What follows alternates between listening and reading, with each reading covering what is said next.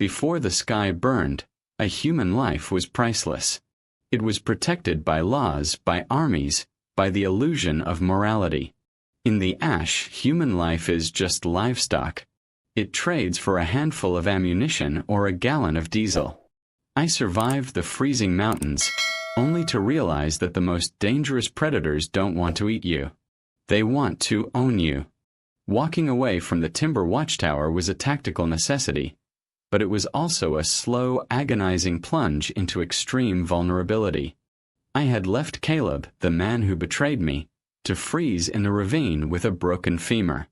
I had reclaimed my heavy hunting knife, my fire starter, and a jagged shard of crystallized honey. But I was entirely exposed. The high-altitude winds of the mountain plateau howled through my torn canvas jacket. Without the Mossberg 500 shotgun, I was no longer an apex predator. I was simply a starving man walking through a frozen graveyard. I descended the mountain for 3 days. The honey kept my internal furnace burning, providing brutal, hyper-concentrated spikes of biological energy that prevented my core temperature from dropping into the fatal zone. But sugar cannot rebuild atrophied muscle. It cannot heal the creeping necrotic blackness of frostbite that was slowly claiming the toes on my left foot inside the rotting canvas boots. I needed shelter. I needed a defensible structure, dry wood, and tools. On the afternoon of the 4th day, the topography leveled out. The dead, blackened pine trees of the high country gave way to the sprawling, ruined concrete geometry of an old industrial sector. It was a labyrinth of rusted warehouses, collapsed manufacturing plants, and chain-link fences choked with gray ash and dirty snow. It looked like a haven for scavengers. It looked like a place where I could find a heavy coat, a pair of insulated work boots, or perhaps a discarded length of steel pipe to replace my lost firearm. I moved through the skeletal remains of the industrial park with agonizing slowness. My paranoia, sharpened to a razor's edge by the betrayal at the watchtower, analyzed every shadow. I checked my corners. I tested the wind for the scent of wood smoke or unwashed bodies. The silence was absolute. The sector felt completely dead, abandoned by even the most desperate refugees. I spotted a massive corrugated steel warehouse at the end of a cracked asphalt access road. The sliding loading doors were partially open, revealing a dark, cavernous interior. The roof was largely intact. It was the perfect place to build a small, hidden fire and thaw my dying feet. I approached the open doorway, keeping my back pressed tightly against the rusted steel siding. I gripped my hunting knife, the heavy brass pommel cold against my palm. I peered into the gloom. Rusted shelving units. Discarded wooden pallets. A forklift frozen in time, its tires flat and dry-rotted. I took a step forward, crossing the threshold into the dark. My boot came down on a patch of dirty snow just inside the doorway. The mechanism was silent, completely buried under the frost, and terrifyingly efficient. I didn't hear a click. I didn't feel a tripwire. A loop of braided high-tensile steel wire, camouflaged perfectly in the dirt, whipped violently upward, cinching tight around my right ankle. Before my brain could even register the mechanical resistance, a massive counterweight, a hollowed-out engine block suspended from a steel girder high above in the shadows of the warehouse ceiling, was released. The kinetic energy was staggering. The steel cable violently yanked my right leg straight up into the air. My center of gravity was instantly destroyed. I crashed face first onto the frozen concrete floor, the impact driving the air from my lungs and sending a blinding flash of white light through my skull. I didn't even have time to scream. The counterweight plummeted, hauling the cable upward. I was dragged violently across the abrasive concrete, tearing the skin from my cheek and hands. In less than 2 seconds, I was hoisted completely off the floor, suspended upside down by my right ankle, dangling 5 feet in the air like a piece of slaughtered meat hanging in a butcher's freezer. The blood rushed immediately to my head, causing my vision to swim with dark, pulsating spots. The braided steel cable dug brutally into my Achilles tendon, cutting off the circulation to my foot. I thrashed wildly, my abdominal muscles screaming as I tried to curl my body upward to reach the cable holding my ankle. My hunting knife had been knocked from my grasp during the initial impact. It lay on the concrete floor, a useless piece of steel 10 feet below me. "Well, look at that." The voice came from the deep shadows at the back of the warehouse. It wasn't the ragged, hysterical voice of a starving scavenger. It was calm, professional, amused. I stopped thrashing, hanging completely still in the freezing air, my heart hammering a chaotic rhythm against my ribs. 3 figures detached themselves from the darkness. They weren't wearing the chaotic, desperate rags of the wasteland. They wore heavy, matching black canvas parkas, reinforced tactical boots, and thick leather gloves. They moved with the coordinated, disciplined geometry of a military squad. The man in the center carried a heavy, suppressed submachine gun slung across his chest. The 2 men flanking him carried long, electric cattle prods, the thick fiberglass shafts modified with heavy batteries wrapped in duct tape. They walked into the dim light filtering through the open doorway and stopped directly beneath me. "We set this snare for wild dogs," the man with the submachine gun said, looking up at me with dead, apathetic eyes. "But I suppose a stray human yields a better market price. Check his teeth. Let's see if this one is bound for the labor camps, or if we're just selling him for spare parts." I had survived the starvation. I had survived the radiation. I had survived the freezing mountains. But as the man with the cattle prod reached up to grab my jaw, I realized I had just failed the ultimate test of the apocalypse. I hadn't been defeated by the elements. I had been caught in a trap designed by the new masters of the world. The transition from an apex predator to a piece of cargo is an instantaneous, psychological decapitation. When you control your own perimeter, even if you are freezing and starving, you retain your sovereignty. When your hands are bound behind your back with industrial zip ties and you are thrown onto the rusted floor of a box truck, your sovereignty evaporates. You are no longer a man. You are inventory. The slavers didn't bother interrogating me. They didn't ask my name, where I came from, or what skills I possessed. Livestock doesn't have a biography. The man with the cattle prod had jammed the sparking, heavy-voltage weapon directly into my ribcage the moment I tried to twist my face away from his inspecting hands. The electrical shock was catastrophic. It bypassed my conscious control, sending my nervous system into a violently seizing overload. My muscles locked, my vision shattered into white static, and I blacked out entirely. When consciousness slowly, agonizingly returned, the world was vibrating. I was lying on my side on a cold, ribbed metal floor. The smell of diesel exhaust, stale urine, and profound, unwashed human despair was thick enough to choke on. The absolute darkness was broken only by a few slivers of pale gray light filtering through bullet holes in the heavy steel walls surrounding me. I was in the back of a moving transport truck. I tried to move my arms. The thick plastic of the zip ties dug mercilessly into my wrists, the edges slicing into my skin. My right ankle throbbed with a sickening deep tissue ache where the high-tensile steel snare had nearly severed my tendon. Every time the truck hit a pothole in the ruined asphalt, my head bounced against the freezing metal floorboards. I wasn't alone. As my eyes adjusted to the pitch-black gloom of the cargo hold, the shadows around me began to resolve into shapes. Human shapes. There were at least a dozen other people packed into the back of the truck. They were sitting against the steel walls, their knees pulled to their chests, swaying lifelessly with the motion of the vehicle. None of them spoke. None of them wept. They had all been pushed past the threshold of panic into a catatonic, terrifying apathy.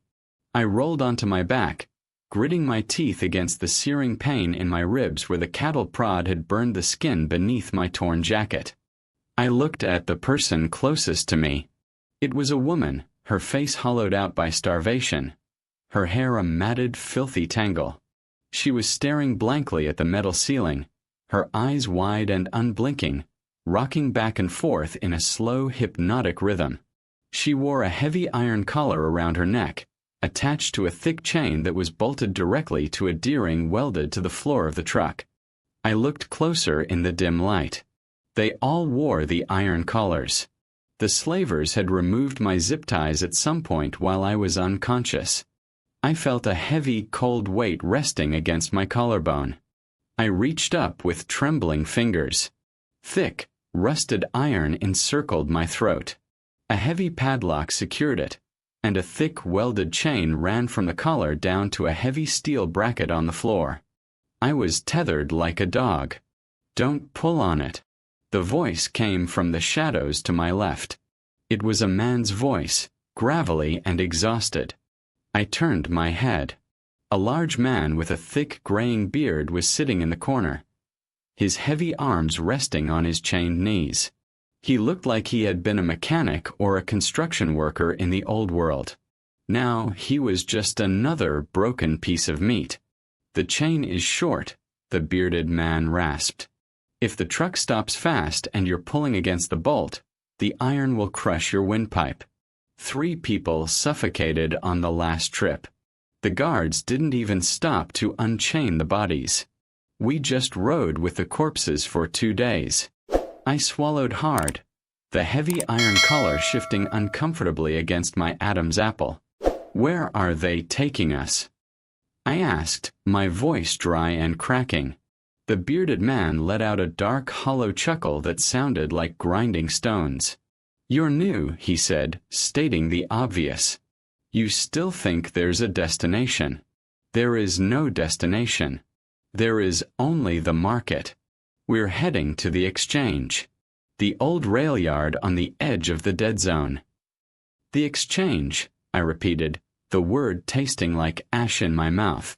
"The largest trading hub left in the sector," he explained, his eyes totally devoid of hope. "The cartels run it. Warlords, mercenaries, agricultural barons who managed to secure the old farmland. They all come to the exchange to trade ammunition, fuel, and labor. We are the labor." He leaned his head back against the freezing steel wall. "If you're strong and you don't look sick, you get bought for the farming colonies or the salvage crews. You swing a pickaxe in the irradiated rubble until your heart explodes. If you're weak or if you're a woman." He paused, looking at the catatonic woman rocking nearby. "You go to the breeding camps, or the fighting pits, or they just bleed you out to keep the warlords supplied with fresh plasma." I looked down at my hands.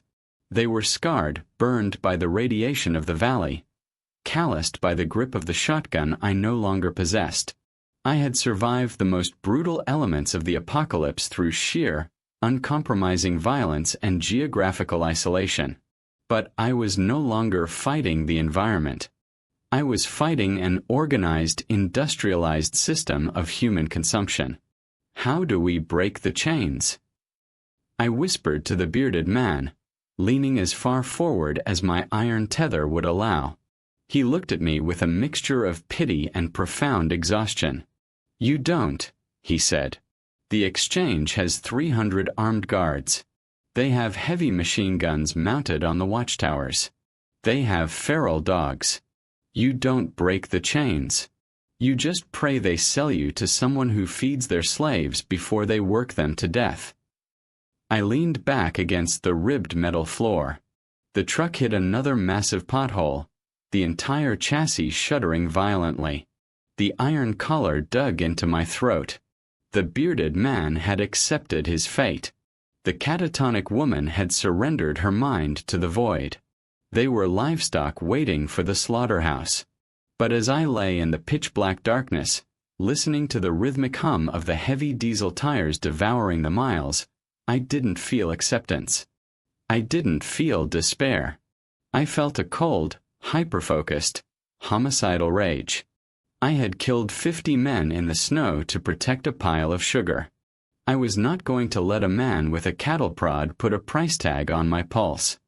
I was going to burn the exchange to the ground, or I was going to die trying. The passage of time inside a pitch-black box truck is measured only by the agonizing cramps in your muscles and the jarring impacts of a dead highway.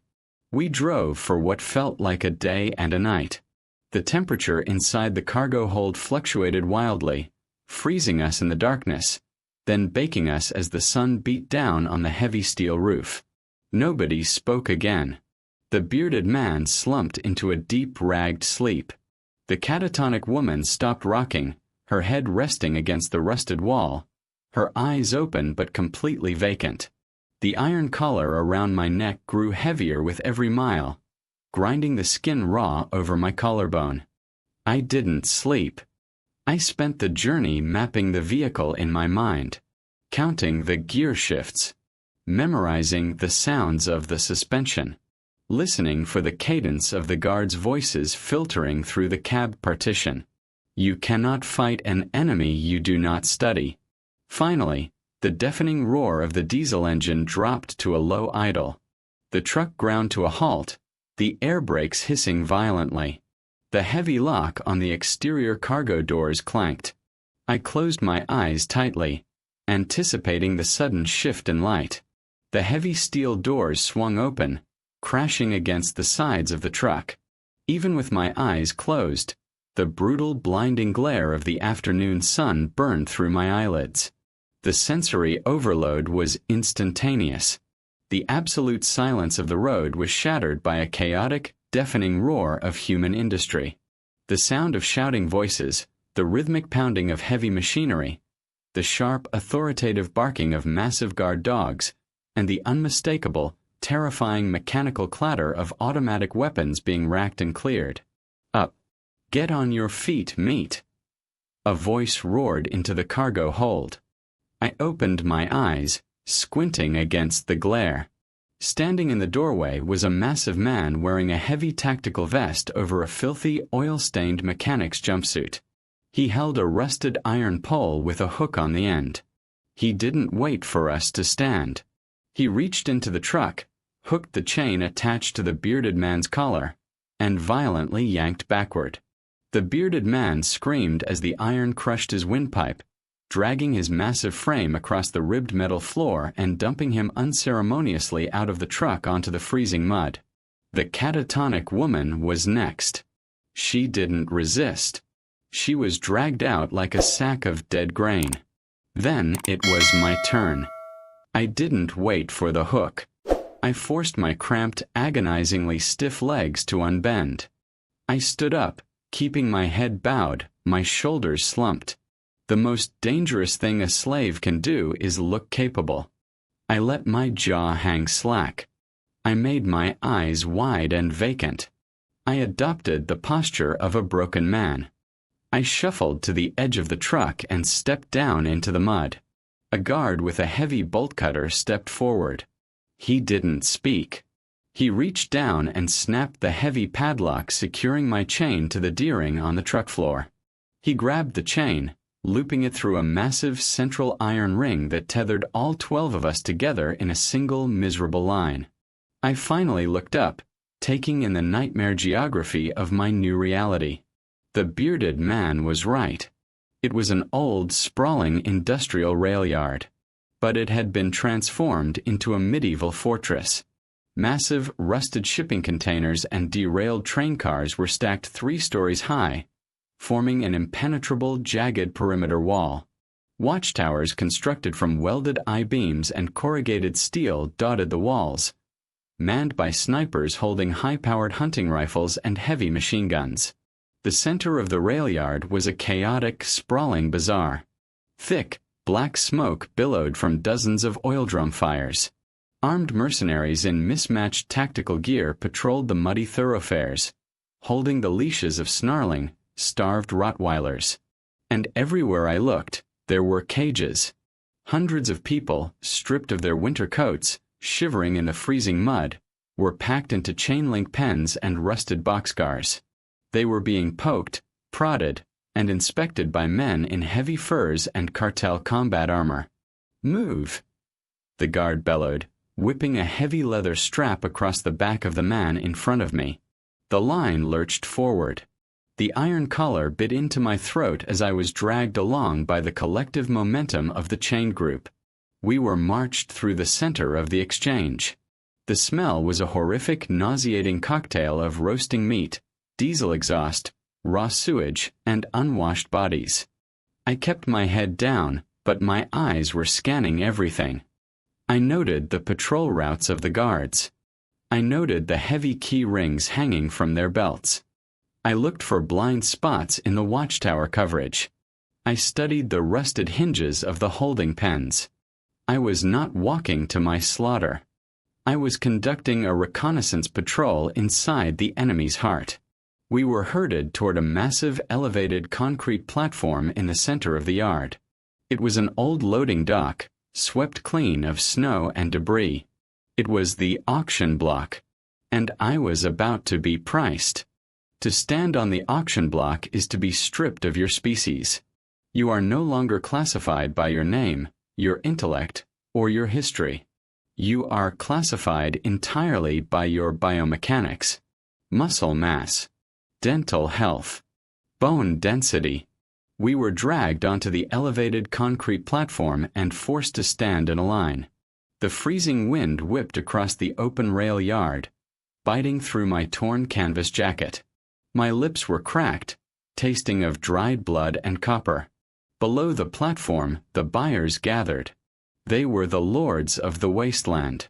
I saw men wearing heavy, scavenged military gear patched with Kevlar and duct tape. I saw a cartel boss draped in a pristine, full-length wool fur coat, smoking a thick cigar, flanked by 4 heavily armed bodyguards. I saw agricultural barons with calloused hands and desperate, calculating eyes, looking for cheap muscle to work the frozen earth. The auctioneer was a skeletal, frantic man with a battery-powered megaphone. He paced back and forth in front of us, slapping the heavy iron chains with a wooden batten to keep the line straight. Fresh meat from the northern valleys. The auctioneer's voice crackled through the distorted megaphone, echoing off the rusted shipping containers. Untainted by the city radiation. Look at the bone structure. Look at the muscle. He stopped in front of the bearded man. He grabbed his jaw, forcing his mouth open, inspecting his teeth like a horse buyer. Strong back, the auctioneer yelled. Used to heavy labor. He'll swing a pick in the scrap mines until his heart stops. Do I hear 50 rounds of 5.56? 50 rounds of clean ammunition for a guaranteed year of labor. The bearded man stared straight ahead, a tear cutting through the grime on his face. He was sold to a warlord in combat armor for 60 rounds of rifle ammunition and a half-gallon of medical alcohol. They unclipped his chain and dragged him off the platform. The auctioneer moved down the line. The catatonic woman was sold to a brothel owner for 10 shotgun shells and a carton of stale cigarettes. A young, terrified boy was purchased by an agricultural baron for a pair of functioning winter boots. It was a display of absolute, grotesque economic efficiency. Then, the auctioneer stopped in front of me. He didn't grab my jaw. He looked at my thick canvas jacket, stained with the black blood of the 50 men I had slaughtered at the apiary. He looked at my hands, heavily scarred and calloused from survival. He looked at my eyes. I instantly dropped my gaze, letting my shoulders sag. I manufactured a slight, pathetic tremble in my knees. I looked at the concrete floor, projecting the image of a broken, starving scavenger who had simply given up. This one, the auctioneer sneered, poking me hard in the ribs with his wooden batten. Looks like a brawler, but he's starved out. Good frame. Give him a week of protein and he'll pull a plow. A heavy silence fell over the buyers. Then, a man stepped forward from the crowd. He wasn't a cartel boss in fur, and he wasn't a farmer. He was an overseer. He wore a heavy leather duster, a wide-brimmed hat, and a thick braided bullwhip coiled at his hip. His face was a map of horrific, jagged scar tissue, likely from a close-quarters knife fight. He walked up the concrete steps of the platform, his boots clicking heavily. He stopped directly in front of me. The smell of stale tobacco and cheap whiskey rolled off him in a suffocating wave. He didn't look at my teeth. He reached out with a heavy leather-glove hand and grabbed my right bicep. He squeezed hard, testing the density of the muscle beneath the canvas. I kept the muscle completely relaxed. I let my arm hang loose and pathetic in his grip. If he felt the coiled, dense, hyper-efficient muscle I had built over the last year, he would know I was a threat. He would classify me as dangerous, and dangerous slaves are placed in heavy isolation. I needed him to think I was weak. I needed to be placed with the general population. The overseer scoffed, dropping my arm in disgust. "He's soft," the overseer growled, his voice like grinding gravel. "He'll break his back on the first day in the quarry. I'll give you 20 rounds of 9mm and a pint of kerosene." The auctioneer hesitated, disappointed by the low bid, but the market was flooded with starving scavengers. "Sold," the auctioneer barked, slamming his baton against my chain. The overseer didn't smile. He grabbed the heavy iron collar around my neck, twisting it brutally, cutting off my air supply. "Listen to me, meat," the overseer whispered, his scarred face inches from mine. "My name is Silas. I run the labor camp at the old limestone quarry. You work until I tell you to sleep. If you slow down, I take a piece of your skin. If you look at me wrong, I break your hands. Welcome to your new life." He shoved me backward. I stumbled, playing the part of the clumsy, terrified victim perfectly, falling onto my knees on the concrete platform. Silas unclipped my chain from the main line. He handed the tether to a heavily armed guard standing nearby. "Put him in the holding pen with the quarry crew," Silas ordered, turning his back on me. "We ship out at dawn." The guard yanked the chain. I scrambled to my feet, keeping my head down. I had been sold for the price of a pint of fuel. But as I was dragged off the auction block, away from the glaring lights and the shouting buyers, I wasn't terrified. I was elated. I was going to the holding pens. I was going into the dark. And in the dark, the math changes. The holding pen for the quarry crew was an old, rusted shipping container sitting on the edge of the rail yard, far from the warmth of the oil drum fires. It was a freezing, windowless steel box designed to break the psychology of the newly purchased slaves before they were transported to the work camps. The guard dragged me to the heavy steel doors. He didn't speak. He unlocked the heavy padlock, pulled the door open, and shoved me violently into the pitch-black interior. I stumbled over the rusted threshold, hitting the freezing metal floor hard on my hands and knees. The heavy steel door slammed shut behind me. The locks engaged with a heavy, echoing clang. Total, suffocating darkness. The smell inside the container was horrific. The sharp stench of human waste mixed with the metallic odor of dried blood and profound, unwashed terror. I lay perfectly still on the freezing floor, listening. I wasn't alone. I could hear the ragged, shallow breathing of at least 20 other men packed into the steel box. I heard the clinking of iron chains shifting in the dark. Someone in the far corner was sobbing quietly, a broken, hopeless sound. "Find a corner and sit down," a voice rasped from the darkness. "If you stand in the middle, they'll trample you when the cold sets in and they start fighting for body heat." I pushed myself up onto my knees. The iron collar was heavy around my neck, the short chain dangling uselessly. They hadn't tethered me to the floor. The steel container itself was the cage. I crawled carefully toward the right wall, feeling my way through the dark until my shoulder brushed against the freezing, corrugated steel. I pulled my knees to my chest, wrapping my torn canvas jacket as tightly around my body as possible. I didn't try to sleep. I couldn't afford to lose a single second of the night. I had exactly 10 hours before dawn. 10 hours before Silas, the overseer, loaded us onto a truck bound for the limestone quarry. If I got on that truck, I was dead. I would be worked into the earth until my heart failed. The escape had to happen here at the exchange, while the chaos of the market masked my movements. I reached up to my throat. I ran my freezing, calloused fingers over the heavy iron collar. It was a crude, brutal piece of blacksmithing. 2 heavy semicircles of iron, joined at the back by a thick hinge, and locked at the front with a heavy, primitive padlock. The lock mechanism was thick steel, entirely encased in a rusted iron housing to prevent tampering. I couldn't break it with brute force. I didn't have leverage, and my muscles were still depleted from the journey. I needed a tool. I dropped my hands to the floor of the shipping container. I began to sweep my fingertips across the rusted metal, searching the debris left behind by countless other desperate slaves. I sifted through the freezing mud, the frozen human waste, the discarded rags. I found nothing. The floor had been picked clean by 1,000 terrified hands before me. Panic, cold and sharp, began to gnaw at the edges of my focus. If I couldn't pick the lock, I couldn't slip the collar. If I couldn't slip the collar, I was chained to the herd.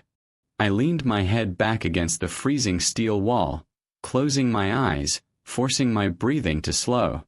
I visualized the lock. I visualized the guards. I visualized the auction block. And then I remembered the impact. When the slaver's snare had launched me upside down in the warehouse, the heavy braided steel cable had ripped violently across the concrete floor. It had scraped, sparked, and snapped before pulling me into the air. I reached down to my right ankle. The heavy, high-tensile steel snare wire had been cut by the slavers, but they hadn't bothered to remove the tight, cinched loop that was embedded deep in the fabric of my canvas pants and the scarred flesh of my ankle. I dug my fingernails into the frozen, bloody fabric. I found the end of the braided steel cable. It was incredibly stiff, cold, and sharp. I ignored the agonizing pain in my tendon and pulled. I snapped a single 4-inch strand of the high-tensile steel wire completely free from the braided loop. I held the thin, rigid piece of metal in my trembling hands. It wasn't a lockpick. It was a crude, jagged shard of industrial debris. But in the hands of an engineer who had spent a year dismantling the world to survive, it was a master key. I brought my hands up to the heavy padlock resting against my throat. I didn't know how to pick a lock with finesse. I only knew mechanics. I inserted the sharp, rigid end of the steel wire into the rusted keyhole of the padlock. I felt the heavy, spring-loaded pins inside the mechanism. They were stiff with rust and freezing cold. I began to work the wire. I didn't try to gently manipulate the pins. I forced the steel wire deep into the cylinder, angling it violently against the internal tension spring. I pushed. I twisted. The wire bit into the pads of my thumbs, drawing warm blood that slicked the metal. The pain was sharp, but I ignored it. I poured all my furious, calculated intent into the tiny mechanism resting against my windpipe. Click. It was a microscopic sound, completely inaudible over the ragged breathing of the men in the container. But I felt it. The heavy internal spring surrendered. The heavy shackle of the padlock popped free from the iron collar. I stopped breathing. The heavy iron halves of the collar suddenly hung loose around my neck. I was untethered. I didn't pull the collar off. I left it resting perfectly around my throat, the broken padlock concealed beneath the collar of my torn jacket. I slipped the bloody, bent piece of steel wire into my pocket. I leaned back against the wall, a cold, terrifying smile spreading across my cracked lips in the pitch-black darkness. The cage was still locked, but the rat was loose inside. And when the door opened at dawn, the slavers were going to find out exactly what they had bought for 20 rounds of ammunition. Waiting in the pitch-black freezing container was an exercise in absolute psychological endurance. The temperature plummeted to single digits. The men huddled together in the center of the steel box, a writhing, shivering mass of desperate biology trying to share the meager heat of their starving bodies. I didn't join them. I stayed in the corner, my back pressed against the corrugated steel wall, my knees pulled tightly to my chest. I couldn't afford to be trapped in the center of a panicked crowd when the doors opened. I needed clear footing. I needed oxygen. And I needed my hands ready. The heavy iron collar rested around my neck, the two halves perfectly aligned, the broken padlock concealed beneath the frayed canvas of my jacket collar. To anyone looking, I was still securely tethered. But the heavy weight of the iron was no longer a symbol of my captivity. It was a 4-pound bludgeon waiting to be deployed. The hours bled away in agonizing slow motion.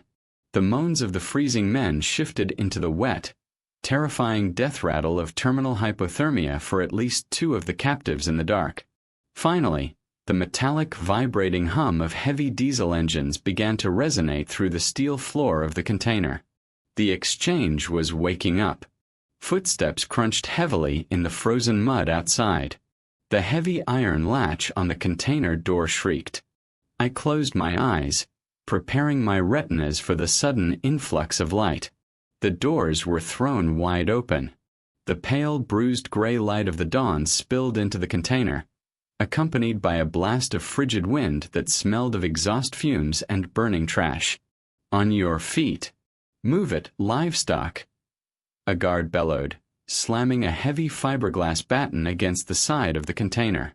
The sound was deafening, a physical shockwave inside the metal box. The men scrambled weakly, slipping on the frozen floor, their chains clinking in a pathetic, terrified rhythm. I rose slowly, keeping my head bowed, my posture slumped. I shuffled forward, joining the ragged line of miserable, shivering slaves spilling out into the mud of the rail yard. The scale of the morning operation was staggering. Dozens of heavy transport trucks were idling in a massive line, their exhaust stacks belching thick black smoke into the gray sky. Hundreds of slaves were being herded out of holding pens and boxcars, driven by shouting guards and snarling Rottweilers. It was an industrial assembly line of human misery, designed to process and transport the inventory before the sun fully breached the horizon. Standing by a rusted heavy-duty flatbed truck outfitted with heavy iron cages was Silas. The scarred overseer was sipping steaming liquid from a metal thermos, his heavy leather duster blowing in the wind. He watched us file out of the container with absolute bored apathy. To him, we weren't a threat. We were just cargo that needed to be counted and secured. "Line them up by the tailgate," Silas barked to his guards, capping his thermos. "I want the heavy transport chain looped through every collar. Check the padlocks twice. I'm not losing another investment on the highway." We were shoved roughly into a single-file line parallel to the idling truck. The massive diesel engine roared beside us, vibrating the mud under my boots. The thick, noxious cloud of exhaust smoke provided a hazy, suffocating curtain around the vehicle. This was the moment. This was the exact intersection of chaos, distraction, and proximity that I had been calculating in the dark. A heavy-set guard with a thick beard and a tactical vest walked down the line, dragging a massive heavy-link transport chain. He stopped at the first man, a frail scavenger shivering violently, and efficiently clipped a heavy steel carabiner from the main chain directly onto the iron loop of the man's collar. He moved to the second man. Click. He moved to the third. Click. I was fourth in line. I kept my eyes fixed on the frozen mud. I slowed my breathing, suppressing the massive, agonizing surge of adrenaline that threatened to make my hands tremble. I calculated the distance. 2 feet. The guard was completely relaxed, his weapon, a heavy, serrated combat knife, sheathed carelessly at his hip. He was performing a mundane, repetitive task on broken animals. Complacency is the deadliest disease in the apocalypse. The guard stepped in front of me. The smell of stale coffee and unwashed sweat rolled off him. "Hold still, mate," he grunted, reaching out with his thick, gloved hands to grab the iron loop on my collar. He didn't look at my eyes. He looked only at the iron. That was his fatal mistake. The second his fingertips brushed the cold metal of my collar, the broken slave ceased to exist. I didn't try to run. I didn't try to punch him. I used the weapon the slavers had bolted to my throat. I whipped both of my hands upward, grabbing the two heavy iron halves of the unfastened collar. With a violent, explosive twist of my shoulders, I ripped the collar off my neck. In the same fluid, blindingly fast motion, I brought the 4 pounds of solid, rusted iron down with absolutely devastating kinetic force, swinging it like a medieval flail directly into the side of the guard's skull. The impact was a sickening, hollow crack that was entirely swallowed by the roar of the idling diesel truck. The guard's eyes rolled backward instantly. His knees buckled, his brain completely short-circuiting from the massive trauma. As he collapsed forward into the freezing mud, I didn't hesitate for a microsecond. I dropped the bloody iron collar. I reached across his falling body, my fingers closing around the textured grip of the heavy combat knife sheathed at his hip. I ripped the blade free. The dark, serrated steel glinted in the gray dawn light. I was no longer livestock. I was armed. And I was loose inside the slaughterhouse. Violence in close quarters is not a choreographed dance. It is a chaotic, terrifying explosion of physics and instinct. The heavyset guard hit the freezing mud with a heavy, wet thud, his body completely limp. The slaves standing immediately next to me in the line froze, their emaciated faces contorting in absolute, paralyzed shock. They had been conditioned to accept their chains. To see one suddenly broken, to see a guard dropped in a fraction of a second, shattered their reality. I didn't wait for them to scream. I didn't wait for the other guards to process the anomaly.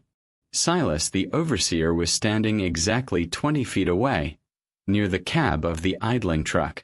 He turned his scarred face toward the commotion, his hand instinctively dropping to the heavy, customized revolver strapped to his thigh.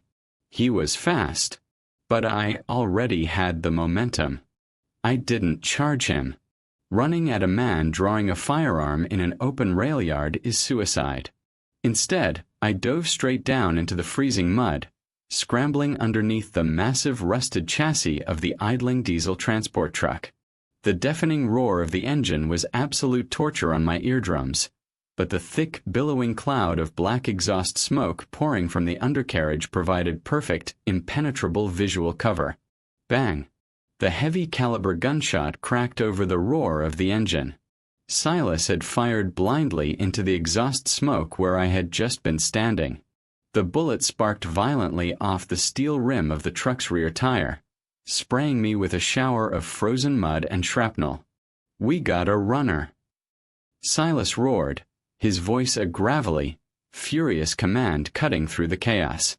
"Under the truck! Box him in! Don't shoot the cargo!" Whistles began to blow. The terrifying, aggressive barking of the armored Rottweilers echoed across the rail yard. The exchange, which seconds ago had been an organized assembly line of human misery, instantly erupted into an armed hive. I crawled frantically on my belly through the freezing mud, the heavy combat knife gripped tightly in my right hand. The clearance beneath the heavy transport truck was barely 2 feet. The massive drive shaft spun inches above my back, radiating intense mechanical heat. I scrambled to the opposite side of the truck, emerging from beneath the chassis just as 2 mercenaries in heavy tactical gear sprinted past the front bumper, their assault rifles raised, searching the exhaust cloud on the other side. I didn't stand up. I stayed low, moving with the terrifying primal scurry of a cornered predator. I was not running toward the perimeter. The perimeter of the exchange was a fortress wall of stacked shipping containers manned by snipers and heavy machine guns. A man running for the fence in the open mud was nothing but target practice. To escape a maze, you do not run to the walls. You dive deeper into the labyrinth. You use the chaos of the machine against itself. I darted from the cover of the transport truck and threw myself behind a massive rusted mountain of discarded iron engine blocks and salvaged vehicle parts stacked in the center of the thoroughfare. I pressed my back against the freezing, jagged metal, gasping for air, the toxic taste of diesel exhaust coating my throat. The market was in total pandemonium. Guards were shouting conflicting orders. Slaves were screaming, dropping to the mud to avoid the crossfire. Heavily armed buyers were drawing their weapons, backing away from the holding pens, protecting their own assets. I peeked around the rusted engine blocks. Silas was walking slowly toward the transport truck, his heavy revolver raised, his scarred face a mask of cold, homicidal fury. He was directing 2 guards with leashed dogs to sweep beneath the chassis. They thought I was pinned. They thought I was a starving, panicked animal hiding in the immediate vicinity of the break. I turned my back on the extraction zone. I began to move quickly and silently through the narrow, twisting alleyways formed by the towering stacks of rusted shipping containers and derailed boxcars that made up the interior of the bazaar. The exchange was a sprawling, disorganized shantytown of human trafficking. There were narrow corridors choked with oil drum fires, makeshift tents, and massive steel cages. I moved like a ghost, slipping from shadow to shadow.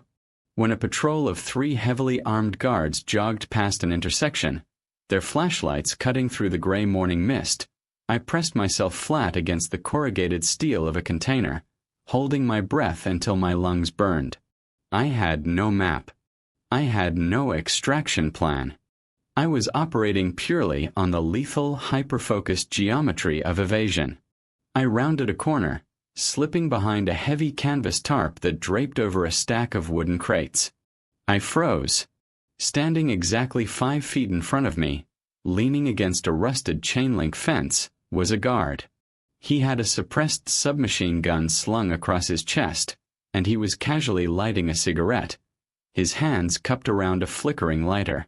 He wasn't looking for me. He was just taking a smoke break away from the chaos of the main yard. He heard the soft crunch of my boots in the snow. He looked up, the small flame of the lighter illuminating the sudden wide-eyed realization on his face. He saw the torn canvas jacket. He saw the bare throat where a collar should be. He saw the heavy, serrated combat knife in my hand.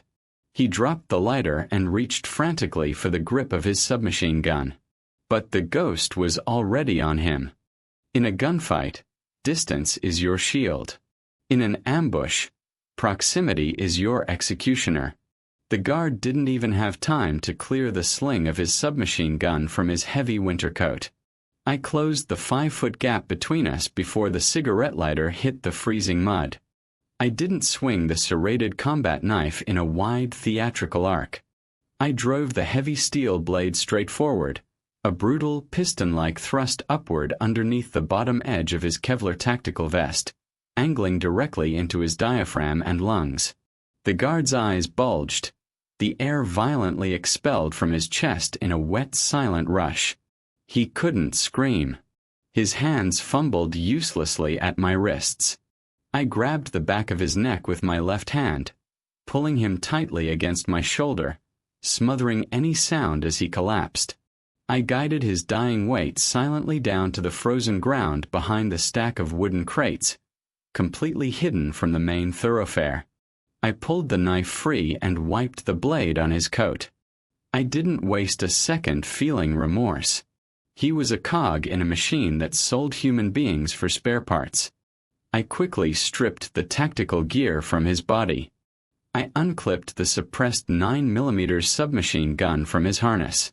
It was a beautiful, meticulously maintained piece of pre-collapse hardware. I checked the magazine. 30 rounds. A full drum of subsonic ammunition. I found 2 spare magazines in his chest rig and shoved them into my pockets. I also found something much more valuable than the firearm. Clipped to his belt were 2 heavy green metal cylinders. M18 smoke grenades. I was no longer an unarmed slave running blindly through a maze. I was a heavily armed saboteur. I slung the submachine gun across my chest. I crept to the edge of the canvas tarp and peered out into the chaotic shantytown of the exchange. The alarm was now a continuous, deafening siren blaring from the watchtowers. Roving patrols of heavily armed mercenaries and vicious dogs were tearing through the holding pens, beating slaves and overturning makeshift tents in their frantic search for the runner. Through the static of a radio clipped to the dead guard's vest, I heard Silas's gravelly voice. Lock down the main gates. Put snipers on the southern perimeter. He's barefoot and unarmed. He can't climb the smooth steel of the containers. Squeeze him toward the center. I want him alive. I want to make a public example out of his skin. Silas was operating on a flawed premise. He thought I was a terrified barefoot victim trying to squeeze through a hole in the fence. He didn't know I had just upgraded my inventory. I looked up at the perimeter wall. It was a staggering, jagged cliff face of rusted shipping containers stacked 3 high, topping out at nearly 30 feet. The metal walls were sheer, covered in ice, and completely unscalable by hand. But I didn't need to climb the smooth sides. 100 yards to my left, nestled against the base of the perimeter wall, was the massive elevated structure of an old, rusted mechanical crane. Its heavy steel lattice boom angled upward, resting precariously against the top row of shipping containers. It was a rusted staircase leading directly over the wall. The problem was the kill zone. To reach the base of the crane, I had to cross 50 yards of open, muddy ground. Above the crane, a watchtower manned by 2 snipers with high-powered rifles provided uninterrupted overwatch of the entire sector. If I stepped out from behind the crates, I would be cut in half by heavy-caliber fire before I took 3 steps. I unclipped one of the M18 smoke grenades from my belt. I didn't throw it at the watchtower. I threw it in the exact opposite direction, lobbing the heavy green cylinder over a row of derailed boxcars, aiming for a cluster of oil drum fires and heavily populated slave pens in the center of the market. 2 seconds later, a massive, thick, billowing cloud of dense white chemical smoke erupted in the heart of the exchange. The panic was instantaneous. The guards, already on edge from the siren and the manhunt, assumed it was a coordinated attack by a rival cartel. Shouting erupted. Assault rifles discharged blindly into the air. The 2 snipers in the watchtower above the crane immediately pivoted their heavy rifles away from the perimeter, scanning the sudden explosion of thick white smoke in the center of the yard. They took their eyes off the wall for exactly 5 seconds. That was all the time the ghost needed. I broke from the cover of the canvas tarp, sprinting across the 50 yards of frozen open mud with reckless, terrifying speed. The freezing air burned my lungs, and my bare feet were numb, slapping wetly against the ice. I reached the base of the rusted mechanical crane just as the snipers in the watchtower realized the smoke grenade was a diversion. I didn't stop to breathe. I grabbed the frozen, rusted iron lattice of the crane's boom and began to climb. It was an agonizing, vertical ascent. The rusted metal flaked off in my hands, slicing my palms. My leg muscles, depleted by starvation and the cold, screamed in protest. But the adrenaline of imminent death is a powerful fuel. I scrambled up the angled boom, moving higher and higher above the chaotic, screaming shantytown of the exchange. The smoke from the oil drums and the grenade formed a thick, toxic canopy below me. Movement on the east crane. A voice crackled from a loudspeaker in the yard. The snipers whipped their rifles back toward the perimeter. I was 20 feet in the air, completely exposed on the iron lattice. A heavy caliber bullet snapped past my ear with a supersonic crack, shattering a rusted iron crossbeam inches from my hand. A shower of metallic shrapnel bit into my cheek. I didn't freeze. I swung my body underneath the massive steel boom, using the heavy iron structure itself as a shield against the watchtower. Asterisk crack. Crack. Asterisk.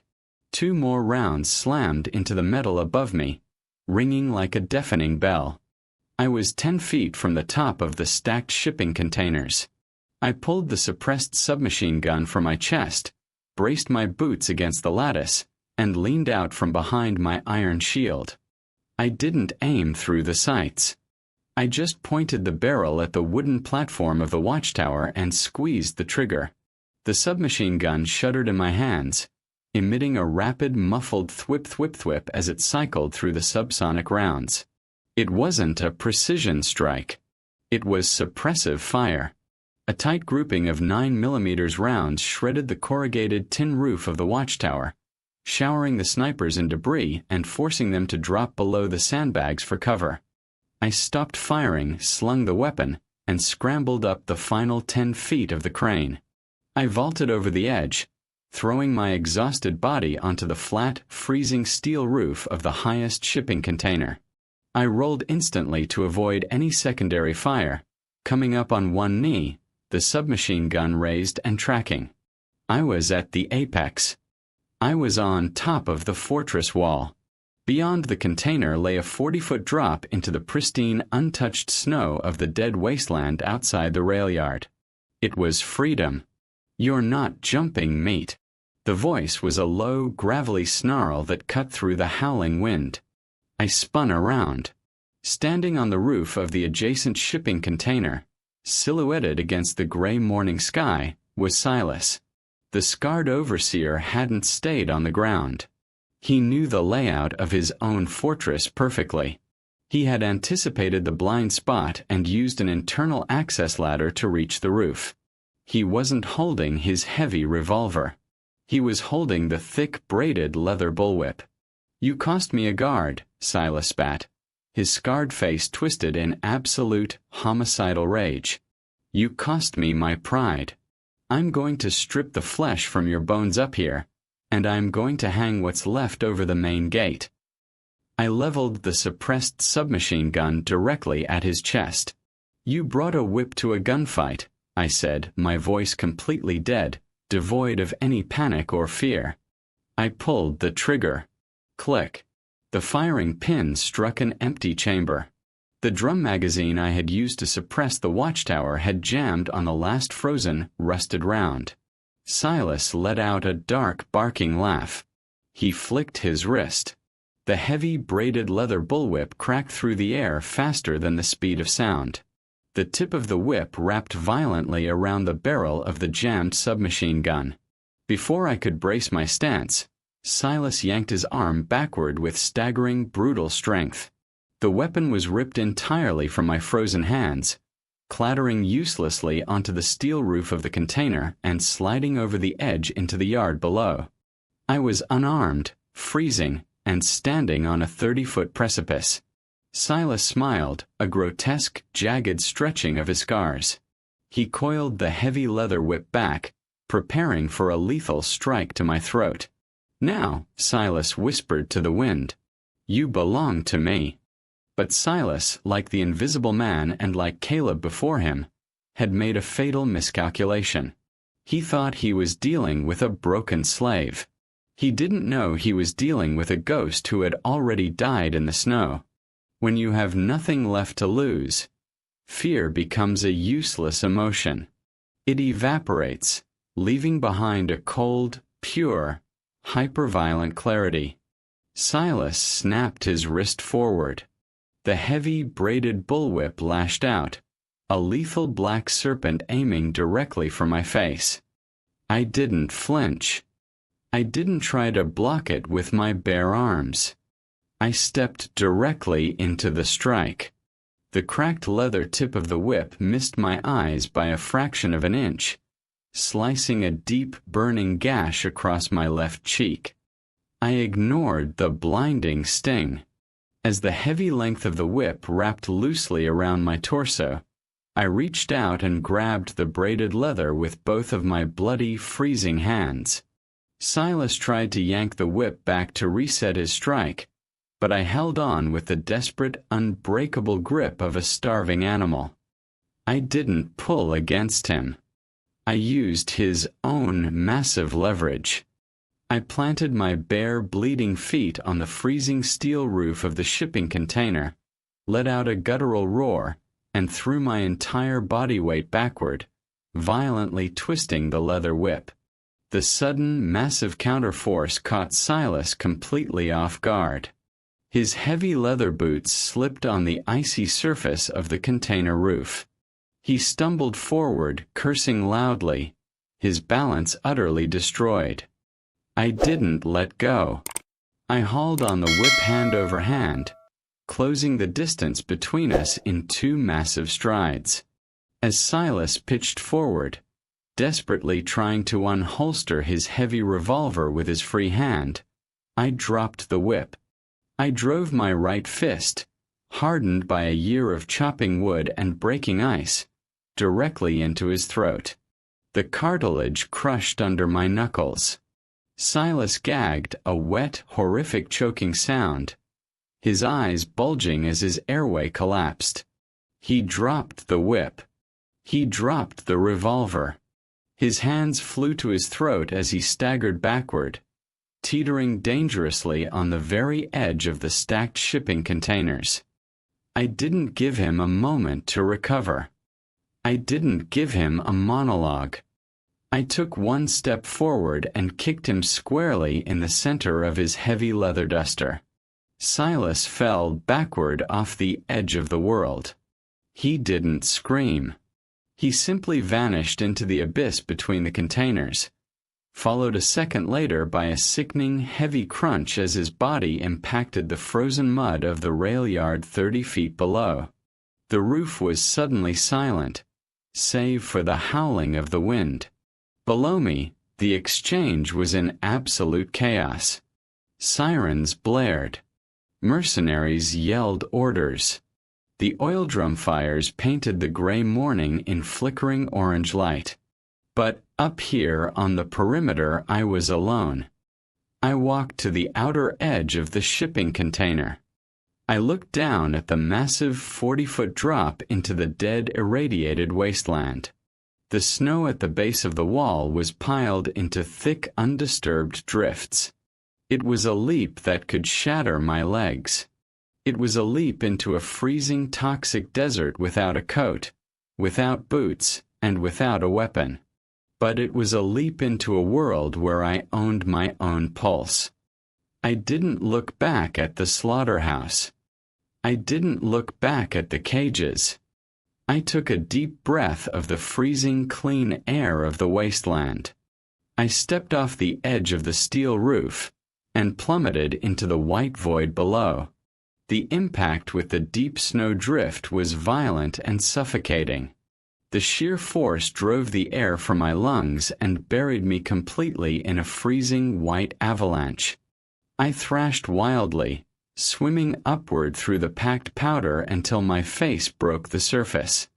I lay on my back in the deep snow, staring up at the slate-gray sky. My body was an agonizing canvas of cuts, bruises, and deep tissue trauma. I was starving. I was freezing. I was utterly alone at the end of the world. I forced myself onto my hands and knees. I stood up, shivering uncontrollably, the wind instantly freezing the wet snow to my torn canvas jacket. I looked at the massive rusted wall of the exchange towering behind me. I had walked into the belly of the beast as livestock, and I had carved my way out as an apex predator. The apocalypse was a massive, brutal machine designed to strip away your humanity. The slavers thought they had mastered it. They thought they could put a price tag on survival. They were wrong. I turned my back on the fortress.